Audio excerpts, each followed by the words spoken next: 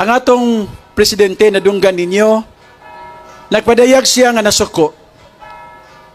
Maulaw in taon mo, mahiya naman kayo. Pero kung naalang siya dinhi, ako siya ingnon, mahal nga presidente, dili igo nga moingon ta, maulaw mo. Yes! Kung tinuod siyang seryoso, kinahanglan mangusog siya o paliguno niya ang mga balaod sa transparency o accountability. Yes. Di ni madagpulong ra nga maulaw mo. Correct. Kinahanglan transparency, accountability. Nanatay mga balaod ana, pero wa gyud nila pangusgi pagpatuman.